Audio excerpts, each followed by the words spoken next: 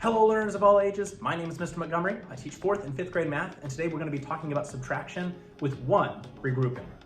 Now, when it comes to subtraction, regrouping is a little bit different than when you regroup when you add. With subtraction, the first thing I always tell my students is to check to make sure that you can actually subtract the two numbers from each other without getting a negative number. We're not quite ready for negative numbers yet, but in the future we will. So if I have my first example of 630 minus 305, I'm going to go from left to right to see if it is possible to subtract the top number by the bottom number. So I have 6 minus 3. I can take 3 away from 6. Can I take 3 minus 0? Yeah, I can take 0 away from 3. Can I take 5 away from 0? Start off with 0 and take away 5. I can't do that. If I start off with 0 of anything and take away 5, I can't take anything away.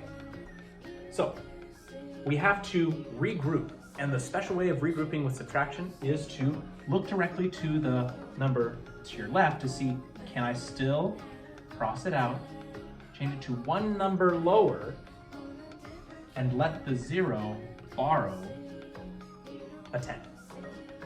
Now I'm going to go through that one more time. I'm going to erase the 3 here.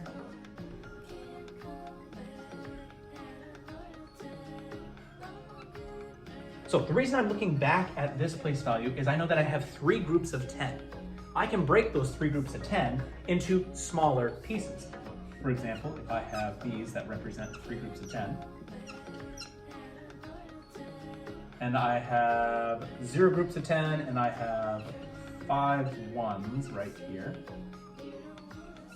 if you're familiar with the cubes. Now, I don't have any 10s here to give, but I can break one of these 10s and cross it out and give it to the space up here in the form of ones. 1, 2, 3, 4, 5, 6, 7, 8, 9, and 10. And so now I have 10 individual ones to subtract from the 5. To show what it looks like in a problem, I would cross out 1 just like I did here. I only have 2 groups of 10 left, and I add a 1 here to show that I have 10 individual 1 cubes. Now, I can subtract 6 minus 3, I can subtract 2 minus 10, and I can subtract, or 2 minus 0, and I can subtract 10 minus 5. Get a little ahead of myself. 10 minus 5 is 5, 2 minus 0 is 2, and 6 minus 3 is 3. So my answer is 325. Let's take a look at another example. We have 345 minus 151. I'm going to go place value by place value starting from the left-hand side, seeing if it is possible to subtract. 3 minus 1, I sure can. 4 minus 5, if I start off with 4, I can't take 5 away without getting a negative number. And again, we're not ready for negative numbers yet. 5 take away 1, I can do that. That 4 take away 5 in the tens place, that's a tricky business. We're going to borrow from that 3 minus 1. We're going to borrow from that 3, change it to a 2, 1 less than what it was, and add a 1 next to the 4 to show that I now have 14 groups of the 10s. Now I can subtract going from right to left. 5 take away 1 is 4. 14 minus 5 is 9. And 2 minus 1 is 1. I should have the answer, 194. The last thing that you will see on your homework is directions that say evaluate. Now, remember when we evaluated it during addition, we know that this is an expression. If they tell us what the letter is or what the value of the letter is, we can solve for that problem. So we have evaluate, x minus 276 when x is 438. So what comes first, x or 276? X does. So x has a value of 438. Subtract 276. Now I'm going to check from left to right to see if it's possible to subtract. 4 minus 2, I can do that. 3 minus 7, I can't do that. 8 minus 6, I can do that. So that 3 minus 7 is the issue. We're going to borrow from the left side where that 4 is.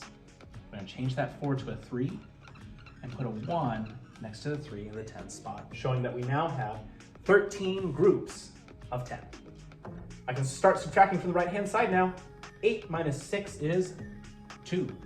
7 minus 13. If you're still having problems subtracting in your head, a trick that I used when I was a kid is I would count up from 7. So I would start from 7, 8, 9, 10, 11, 12, 13.